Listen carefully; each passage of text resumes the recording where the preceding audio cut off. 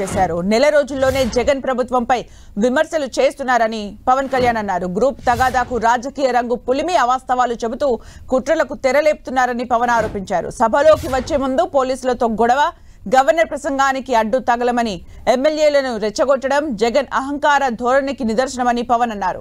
జగన్ కు ఇంకా తత్వం బోధపడలేదన్న పవన్ ఇంకా తానే సీఎం అనుకుంటున్నారని కామెంట్ చేశారు. మరోవైపు రాష్ట్రాభివృద్ధి కోసం ఎలాంటి నిర్ణయం తీసుకున్నా చంద్రబాబుకు తన పార్టీ మద్దతు ఉంటుందన్నారు పవన్ కళ్యాణ్.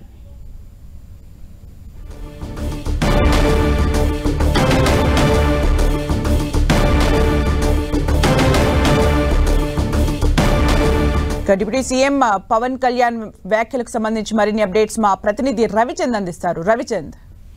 సుమిత్ర, డిప్యూటీ సీఎం పవన్ కళ్యాణ్ కొన్ని కీలక వ్యాఖ్యలు చేశారు. ఈ రోజు మధ్యాహ్నం ఎన్డీఏ శాసనసభ పక్ష సమావేశం చంద్రబాబు అధ్యక్షతన జరిగింది. పవన్ కళ్యాణ్ కూడా జనసేన తరఫున పాల్గొన్నారు. ఇక్కడ ముఖ్యంగా ఎమ్మెల్యేలను ఉద్దేశించి ప్రసంగించిన పవన్ కళ్యాణ్ కొన్ని కీలక వ్యాఖ్యలు చేశారు. ప్రభుత్వం ఏర్పాటై నెల రోజులు కూడా కాకుండానే జగన్మోహన్ రెడ్డి దూకుడుగా మాట్లాడుతూ ఉన్నారు. గ్రూపు తగాదాకు రాజకీయ రంగు పులిమి అవాస్తవాలను చెప్తూ కుట్రలకు తెరలేపుతున్నారని మండిపడ్డారు. సభలో వచ్చే ముందు పోలీసులతో కూడా గొడవ పెట్టుకున్నారు. గవర్నర్ ప్రసంగాన్ని కూడా అడ్డు తగలమని ఎమ్మెల్యేలను రెచ్చగొట్టడం అతని అహంకార ధోరణికి నిదర్శనం అని చెప్పి పవన్ కళ్యాణ్ మండిపడ్డారు. ఎల్లకాలం అధికారంలో కొనసాగుతానని భ్రమ నుంచి బయటపడేసిన జగన్ ఇంకా తానే సీఎం అనుకున్నట్లు వ్యవహరిస్తున్నారంటూ పవన్ కళ్యాణ్ మండిపడ్డారు. ఏది ఏమైనా చంద్రబాబుకి కూటమికి మా పార్టీ అండగా నిలబడుతుంది.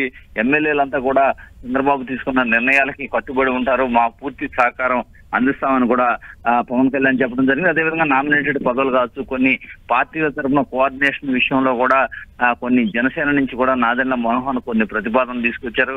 వీటన్నిటికి కూడా ఏదైతే 3 పార్టీలు కలిసి కోఆర్డినేషన్ తో ముందుకు పోవాల్సిన అవసరం ఉందని కూడా ఇక్కడ అభిప్రాయపడడం జరిగింది.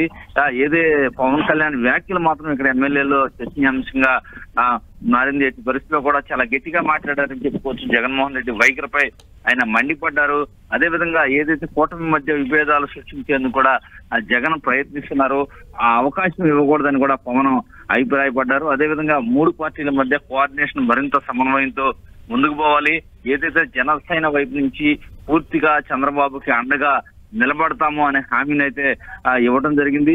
3 పార్టీల మధ్య సమన్వయం కోసం ఒక వ్యవస్థ ఉండాలనేది కూడా పవన్ కళ్యాణ్, నాదెండ్ల మనోహర్ అభిప్రాయంగా మనకి కనిపిస్తుంది. సమావేశంలో ఈ సమన్వయం గురించి కూడా వాళ్ళు చెప్పడం జరిగి పార్టీల మధ్య సమన్వయం కమిటీలు అవసరం ఉందని చంద్రబాబు కూడా అభిప్రాయపడ్డారు. పవన్ కళ్యాణ్ వ్యాఖ్యలతో చంద్రబాబు కూడా ఏకీపించారు. ఏది ఏమైనా పవన్ కళ్యాణ్ మాత్రం ఈ రోజు జగన్ వైఖరిపై తీవ్ర స్థాయిలో మండిపడ్డారు. ఈ విధమైన వైఖరి ప్రజాస్వామ్యంలో సరైనది కాదు.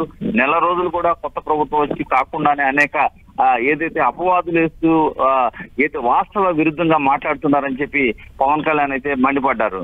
Thank you Ravichand for the updates.